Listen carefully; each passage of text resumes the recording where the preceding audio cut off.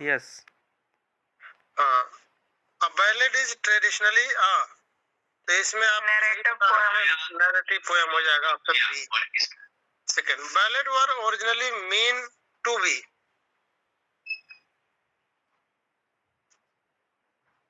Sung or recite with music. Sung or recited with music. The stanza form commonly used in ballad is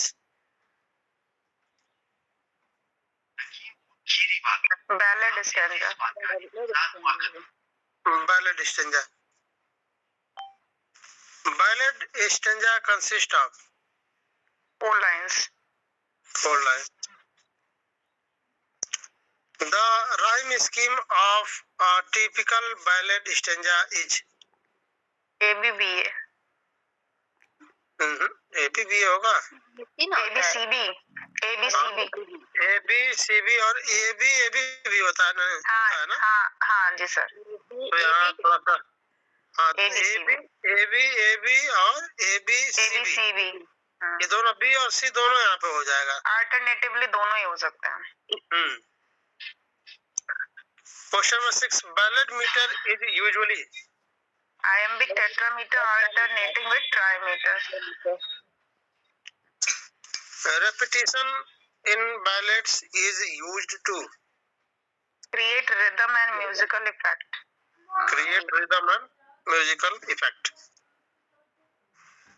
Ballads that originated from anonymous oral tradition are called folk or traditional ballads. A literary ballad is written by unknown poet. Known poet. Unknown होगा जी sir, sorry unknown है। यहाँ पे known हो गया, इसको मैं सुधार देता हूँ। सॉरी सर, अननोन है। अननोन पोएट और हाँ ठीक है, अननोन पोएट। Hello sir. हाँ सर, आइए फिर से वापस आइए 9 पे, क्वेश्चन नंबर 9 पे। 9 पे ये आपका है लिटरेरी बैलेड। नॉन पोएट सही था, लिटरेरी बैलेड को नॉन पोएट ही लिखते हैं। अच्छा, अननोन वो अननोन उसके लिए ट्रेडिशनल के लिए है, बट मुझे लगा शायद मेरा मिस्टेक होगा। नहीं नोन ही होगा वो। ये मेरी गलती है कि मैं अपनी बात पे फॉर्म नहीं रही। सॉरी।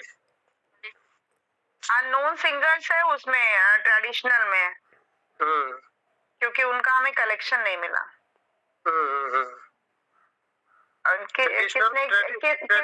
किसने हाँ सर, किसी ने कलेक्शन भी किया है सर ने, ये भी बताया था।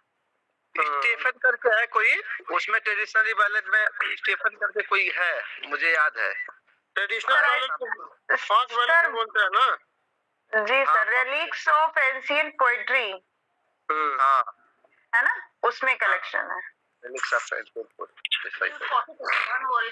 क्वेश्चन नंबर 10 है, which of the following is a famous literary ballad?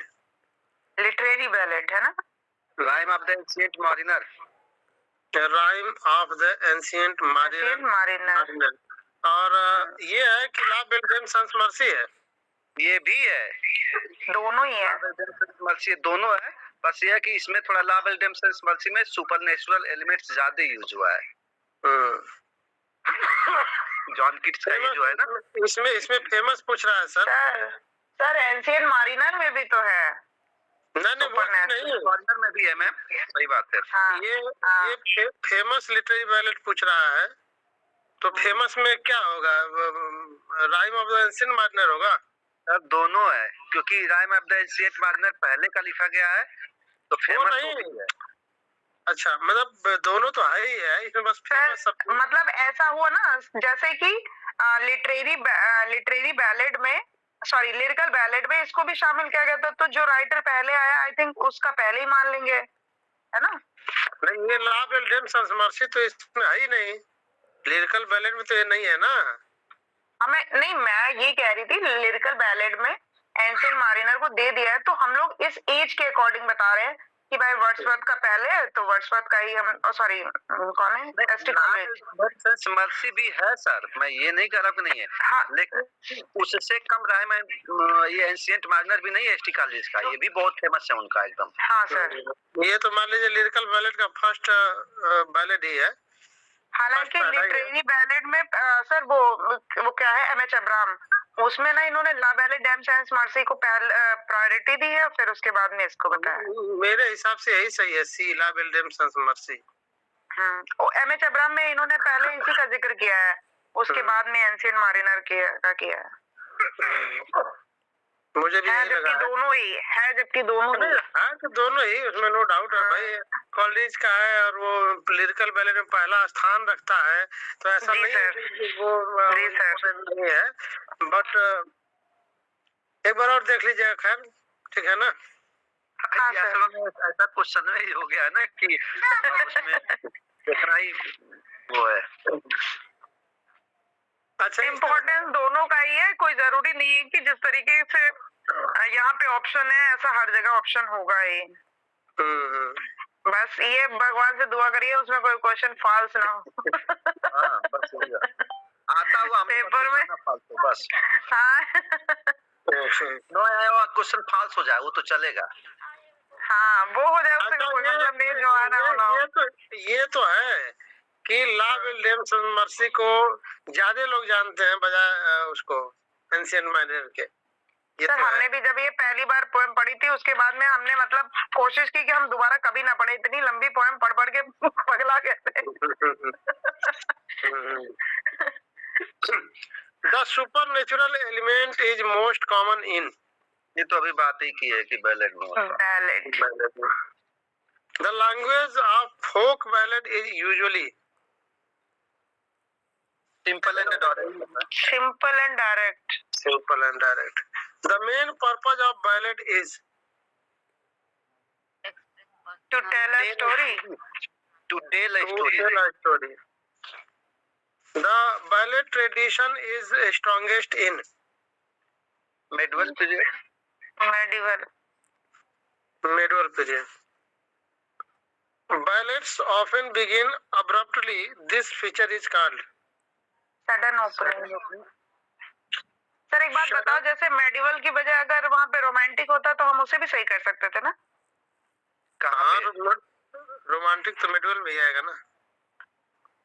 अच्छा उसमें रोमांटिक को तो फॉलो करता ही है ये, रोमांटिक को लव को उसमें है ना, उसी एज में ज्यादा ही बैलेड हुए है ना। सबसे ज्यादा लिरिकल बैलेड ही तो फेमस है वहाँ पे उस एज में। जी sir. The refrain in a ballad means repeated line और group of lines। हम लोग सोचेंगे इतना इजी क्वेश्चन कहाँ से ला रहे हैं। अरे नहीं सर, इजी नहीं है। अरे ऐसा नहीं है सर, पढ़े हुए चीजें रह जाती हैं दिमाग में और पिक नहीं कर पाते उनको। Dialogue is a key feature of ballads because it makes narration dramatic and lively. Ballad dealing with love and tragedy usually fall under। अब देखिए इसमें दो चीजें डाल दी है, हीरोइक भी डाल दी है, रोमांटिक भी डाल दी है। मुझे लगता है कि हीरोइक होगा। एक प्रतिभा मैडम को ऑफ करिए, म्यूट करिए सर, बोलिए। हीरोइक होना चाहिए। Ballad dealing with love and tragedy usually fall under romantic ballad नहीं होगा सर। नहीं, ट्रेजेडी की वजह से हीरोइक का हो रहा है। ट्रेजेडी है ना, ट्रेजेडी तो रोमांटिक में नहीं आएगा ना, तो फिर हीरोइक आ जाएगा ना, क्योंकि उसमें ट्रेजेडी ज्यादा चलती है। मैं देखा हूँ, लव है तो मान लीजिए रोमांटिक हीरोइक दोनों चला जाएगा, लेकिन ट्रेजेडी है तो रोमांटिक में नहीं जाएगा। ट्रेजेडी में ना आपको चीजों को एलेबोरेट करके दिखाते हैं तो फिर वो हीरोइक की कैटेगरी में आ जाता है। ठीक है, अगला देखिए। Lyrical but storytelling in nature best defines ballad. Which poet is known for composing literary ballads? William Wordsworth. Wordsworth ही है, और तो दोनों तीनों आ ही नहीं रहे। अच्छा ये बताइए, जो रिफ्रेन होता है, ये तो मान लीजिए फिनिश हो गया, जो रिफ्रेन होता है हम लोग का, तो रिफ्रेन में क्या केवल लाइन रिपीट होती है या फिर स्टेंजा भी हो सकता है? नहीं, स्टेंजा भी हो सकता है, लास्ट वाला जो इंड वाला होता है ना। सर इसीलिए तो उसमें आपने लिखा है ना ग्रुपिंग ऑफ लाइन, तो ग्रुपिंग ऑफ लाइन में तो वही हो जाएगा ना।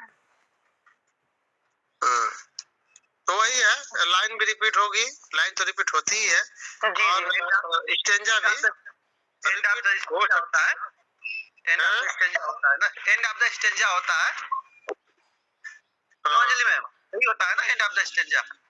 जी, एंड ऑफ द स्टेंजा, हाँ सर यही होता है, यही होता है, यही होता है, मैं पढ़ा हूँ इसको। सुनील सर स्टॉप कर दीजिएगा।